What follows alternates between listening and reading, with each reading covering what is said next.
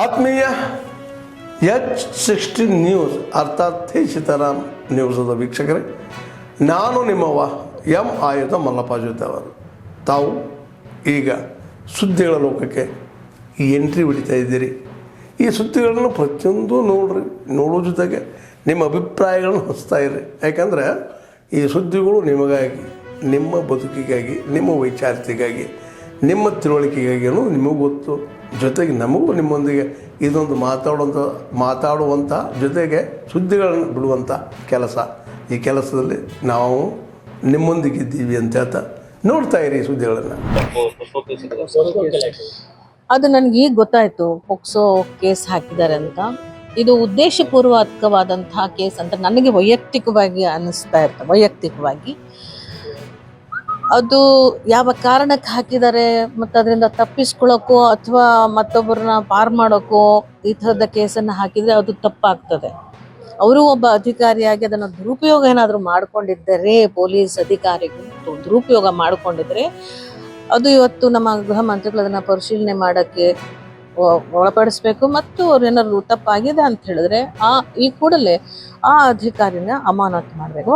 ಮತ್ತೆ ಈ ಮನುಷ್ಯನ ವಯಸ್ಸಾದರೂ ಎಷ್ಟಿರ್ಬೋದು ಯೋಚನೆ ಮಾಡಿ. ಮತ್ತು ಬಸ್ಸಿನ ಒಳಗೆ ಹೇಗೆ ಸಾಧ್ಯ ಇದೆಲ್ಲನೂ ಕೂಡ?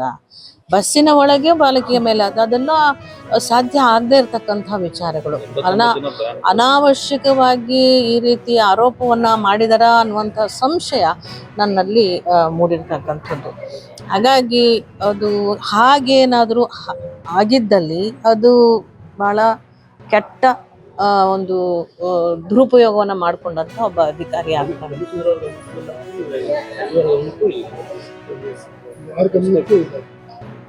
ಅಲ್ಲ, ಹೀಗೆ ಮಾಡಿ ಅಂತ ಯಾರೂ ಹೇಳಲ್ಲ, ನನ್ನ ಪ್ರಕಾರ ಯಾರೂ ಹೇಳಿರಲ್ಲ. ಅವರೇ ಒಂದು ವೇಳೆ ಕಾನೂನನ್ನು ದುರುಪಯೋಗ ಮಾಡ್ಕೊಂಡಿದ್ರೆ, ಅಧಿಕಾರಿ ಯಾರನ್ನೋ ಪ್ಲೀಸ್ ಮಾಡಲಿಕ್ಕೋ ಅಥವಾ ಏನು ಮಾಡ್ಕೊಂಡಿದ್ರೆ ಅವರಿಗೆ ಸಮಯ ಇದ್ದೇ ಇರ್ತದೆ. ಅದರಲ್ಲೂ ಕೂಡ ಕರ್ನಾಟಕದಲ್ಲಿ ಆಡಳಿತ ಭಾಷೆ ಕನ್ನಡ ಅಂತಂದಾಗ ಅವರು ಒಬ್ಬ ಕಾರ್ಯನಿರ್ವಹಣೆ ಮಾಡ್ತಕ್ಕಂಥ ಸಂದರ್ಭದಲ್ಲಿ ಒಬ್ಬ ಸರ್ಕಾರಿ ನೌಕರನಾಗಿ ಕನ್ನಡದಲ್ಲಿ ಮಾತಾಡಪ್ಪ ನನಗೆ ಅರ್ಥ ಆಗಲ್ಲ ಅಂತ ಹೇಳಿದೇನು ಬಹುದೊಡ್ಡ ಅಪರಾಧ ಏನೂ ಅಲ್ಲ. ಕನ್ನಡದ ನೆಲದಲ್ಲಿ ಅವ್ರು ಇದ್ದಾರೆ ಅಂತ ಹೇಳಿದರೆ ಅವರ ಮನೆಯಲ್ಲಿ ಮಾತೃಭಾಷೆ ಇರಲಿ, ಹೊರಗಡೆ ಬಂದಾಗ ಕನ್ನಡದ ಮಾತುಗಳನ್ನು ಮಾತಾಡೋದ್ರಲ್ಲಿ ಬಹಳ ಅಗತ್ಯವಾಗಿರ್ತಕ್ಕಂಥ ಮಾತಾಡಲೇಬೇಕಾಗ್ತದೆ. ಈ ಒಂದು ಸಂಘರ್ಷದಲ್ಲಿ ಅವ್ರಿಗೆ ಬಹಳ ಪೆಟ್ಟಾಗಿದೆ. ನಮಗೂ ಸಹಿತ ಅದನ್ನು ಸಹಿಸ್ಕೊಳ್ಳೋಕ್ಕೆ ಸಾಧ್ಯ ಆಗೋದಿಲ್ಲ. ಕನ್ನಡಿಗರ ಮೇಲೆ ದೌರ್ಜನ್ಯ ಮಾಡ್ತಕ್ಕಂತಹ ನಿಟ್ಟಿಗೆ ಅವರು ಹೋಗ್ತಾರೆ ಅಂತ ಹೇಳಿದರೆ ನಾವು ಕನ್ನಡಿಗರಾಗಿ ಅವರುಗಳಿಗೆ ಎಚ್ಚರಿಕೆಯನ್ನು ಕೊಡಲೇಬೇಕಾಗ್ತದೆ. ಸರ್ಕಾರ ಬಹಳ ಪ್ರಮುಖವಾಗಿ ಕನ್ನಡ ಮತ್ತು ಕನ್ನಡ ಭಾಷೆ ಕನ್ನಡಿಗರ ಪರವಾಗಿಯೇ ನಿಲ್ಲುತ್ತೆಯೇ ಹೊರತು ಇಂತಹ ಕೃತ್ಯವನ್ನು ಮಾಡಿದವರ ಪರವಾಗಿ ಯಾವುದೇ ಕಾರಣಕ್ಕೂ ನಿಲ್ಲಲ್ಲ ಅಂತಕ್ಕಂಥ ವಿಶ್ವಾಸ ನನ್ನಲ್ಲಿದೆ. ಸೊ ಹಾಗಾಗಿ ಇವತ್ತು ಅವ್ರಿಗಾಗಿರ್ತಕ್ಕಂಥ ಒಂದು ಸಮಸ್ಯೆಯನ್ನು ನಾವೆಲ್ಲರೂ ಖಂಡಿಸೋದ್ರ ಜೊತೆಲಿ ಒಬ್ಬ ಕನ್ನಡದ ನಟಿಯಾಗಿ ಮತ್ತು ಕನ್ನಡಿಗಳಾಗಿ ಮತ್ತು ಒಬ್ಬ ವಿಧಾನ ಪರಿಷತ್ತಿನ ಸದಸ್ಯೆಯಾಗಿ ನಾವಿವತ್ತು ಅವರ ಪರವಾಗೇ ನಿಲ್ತೇವೆ ಅಂತಕ್ಕಂಥ ಮಾತನ್ನು, ಕನ್ನಡದ ಪರವಾಗಿ ನಿಂತಂಥವ್ರಿಗೆ ಕನ್ನಡಿಗರು ನಾವು ಸಪೋರ್ಟ್ ಮಾಡಬೇಕು ಅನ್ನೋ ಹಿನ್ನೆಲೆಯಲ್ಲಿ ನಾನು ಸಂಪೂರ್ಣವಾಗಿ ಅವರಿಗೆ ಬೆಂಬಲವನ್ನು ನಾನು ಕೊಡ್ತಾ ಇದ್ದೇನೆ. ಇವತ್ತು ಬೆಳಗಾಮಿನ ಸರ್ಕಾರಿ ಆಸ್ಪತ್ರೆಯಲ್ಲಿ ಈ 1-2 ದಿನಗಳ ಹಿಂದೆ ನಡೆದಂತಹ ಒಂದು ಘಟನೆ, ಈ ಒಂದು KSRTC ಬಸ್ಸಿನಲ್ಲಿ ಪ್ರಯಾಣ ಮಾಡ್ತಿದ್ದಂತಹ ಸಂದರ್ಭದಲ್ಲಿ ನಮ್ಮ ಕಂಡಕ್ಟರ್ ಏನಿದ್ದಾರೆ ಅವರು ಕೆಲಸ ನಿರ್ವಹಿಸ್ತಕ್ಕಂತಹ ಸಂದರ್ಭದಲ್ಲಿ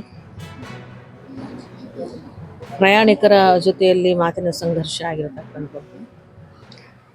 ಇವರಿಗೆ ಮರಾಠಿಯಲ್ಲಿ ಅವರು ಮಾತಾಡಿದಾಗ, ನೋಡಪ್ಪ ಅದು ನನಗೆ ತಿಳಿಯಂಗಿಲ್ಲ, ನೀನು ಕನ್ನಡದಾಗ ಮಾತಾಡು ಅಂತ ಹೇಳಿದಾಗ ಅವರಿಗೆ ಆಕ್ರೋಶಕ್ಕೊಳಗಾಗಿ ಇವ್ರ ಮೇಲೆ ಹಲ್ಲೆ ಮಾಡಿರ್ತಕ್ಕಂಥದ್ದು ಮತ್ತು ಡ್ರೈವರ್ ಮೇಲೂ ಕೂಡ ಹಲ್ಲೆ ಮಾಡಿರ್ತಕ್ಕಂಥದ್ದು ನಾವೆಲ್ಲರೂ ಖಂಡಿಸ್ತೇವೆ ಮತ್ತು ಖಂಡಿಸಿದ್ದೇವೆ ಕೂಡ. ಇದು ಸಲ್ಲದ್ದು. ಈ ಕೃತ್ಯಗಳು ನಮ್ಮ ರಾಜ್ಯದಲ್ಲಿ ನಡೆಯಬಾರದು. ಅದರಲ್ಲೂ ಕೂಡ ಬೆಳಗಾಂನಲ್ಲಿ ಮೊದಲಿನಿಂದಲೂ ಕೂಡ ಈ ಒಂದು ಬೆಳಗಾಮಿನ ವಿಷಯವಾಗಿ ಬಹುದೊಡ್ಡ ಹೋರಾಟಗಳನ್ನು ಈ ಭಾಗದ ಜನರು ಮಾಡ್ಕೊಂಡು ಬಂದಿರತಕ್ಕಂಥದ್ದು, ಕನ್ನಡ ಪರವಾಗಿರ್ತಕ್ಕಂಥ, ಈ ಕನ್ನಡದ ನೆಲದ ಪರವಾಗಿರ್ತಕ್ಕಂಥದ್ದು. ಕನ್ನಡ ಭಾಷೆ ಅಂತಕ್ಕಂಥದ್ದು ನಮ್ಮ ಜೀವನಾಡಿ ಇದ್ದ ಹಾಗೆ ಕನ್ನಡಿಗರಿಗೆ. ಆದ್ಮೇಲೆ ಎಲ್ಲ ಸುದ್ದಿಗಳನ್ನು ನೋಡಿದ್ರಲ್ಲ, ಏನು ಅನಿಸ್ತು ನಿಮಗೆ? ಇದರಲ್ಲೇ ನಿಮ್ಗೆ ಲೈಕ್ ಆಗಿರ್ಬೋದು, ಡಿಸ್ಲೈಕು ಆಗಿರ್ಬೋದು, ಕಾಮೆಂಟ್ ಬೇಡಪ್ಪ ಅಂತೂ ಅನಿಸಿರ್ಬೋದು, ಕಾಮೆಂಟ್ ಮಾಡಬೇಕಪ್ಪ ಅನಿಸಿರ್ಬೋದು, ಶೇರ್ ಮಾಡಬಾರ್ದಪ್ಪ ಅನಿಸಿರ್ಬೋದು, ಅದು ಮಾಡಬೇಕು ಅನಿಸಿರ್ಬೋದು.